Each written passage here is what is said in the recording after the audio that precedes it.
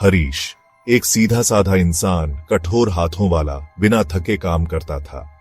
वो एक factory worker था। उसकी दिनचर्या मशीनों की आवाज से भरी रहती थी।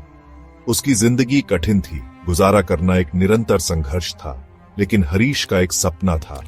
वो अपने बच्चों रोहन और प्रिया के लिए एक बेहतर जिंदगी का सपना देखता था। वो चाहता था कि उनके पास वो मौके हों जो उसे कभी नहीं मिले। वो चाहता था कि वो और ऊपर उठें, तारों को छुएं। हरीश शिक्षा में विश्वास रखता था। वो सोचता था कि गरीबी के चक्र को तोड़ने की यही कुंजी है।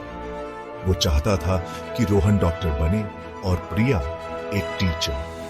वो उन्हें उनके साफ सुथरे यूनिफॉर्म्स में सम्मानित और प्रशंसित होते हुए कल्पना करता था। हर त्याग, पसीने की हर बूंद इसी सपने के लिए थी, एक उज्जवल भविष्य की इसी आशा के लिए। हर सुबह हरीश सूरज निकलने से पहले उठता था। वो अपने बच्चों के लिए लंच बनाता था, उनके टिफिन बॉक्सेस प्यार से पैक करता था। फिर वो फैक्ट्री जाता था। रोजाना यही रूटीन। उसका काम शारीरिक रूप से मेहनत वाला था। उसकी पीठ दुखती थी, उसके हाथ खुरदुरे थे, लेकिन वो कभी शिकायत नहीं करता था, क्योंकि उसके बच्चे ही उसकी प्रेरणा थे। शामें भी कम व्यस्त नहीं होती थी। हरीश रोहन को पढ़ाई में मदद करता था, गणित के कठिन सवालों से जूझता था। वो प्रिया की स्कूल की कहानियां धैर्यपूर्वक सुनता था। उसकी हंसी उसके कानों के लिए संगीत जैसी थी। डिनर एक साधारण सा मामला था, बातचीत और हंसी से भरा। यही वो पल थे जो हरीश को बहुत प्यारे थे, वो पल जो संघर्ष को सार्थक बनाते थे। समाज अपने अनदेखे हाथों से दबाव डालता था। रिश्तेदार, पड़ोसी, सबकी अपनी राय थी। बच्चों के पास सबसे अच्छा होना चाहिए, वो कहते थे। हरीश की आर्थिक तंगी से बेखबर। उन्हें वो महंगी क्लासेस चाहिए, वो ब्रांडेड कपड़े। हरीश को बोझ महसूस होता था। वो सबकी उम्मीदों को पूरा करना चाहता था। वो एक्स्ट्रा शिफ्ट्स लेता था, नींद और आराम का त्याग करता था। वो अपनी जरूरतों को कम करता था। उसके घिस्से पिटे चप्पल उसके त्याग का प्रमाण थे। दबाव बहुत ज्यादा था, उसके कंधों पर एक निरंतर बोझ। एक दिन फैक्ट्री ने सैलरी में कटौती की घोषणा की। हरीश का दिल बैठ गया। वो कैसे मैनेज करेगा? निराशा उसे घेरने लगी। उस रात वो अकेला बैठा, दुनिया का बोझ उसके कंधों पर। आंखों में आंसू आ गए, उसकी नजर धुंधली हो गई। उसने रोहन के बारे में सोचा। उसकी चमकदार आंखें सपनों से भरी हुई। उसने प्रिया के बारे में सोचा।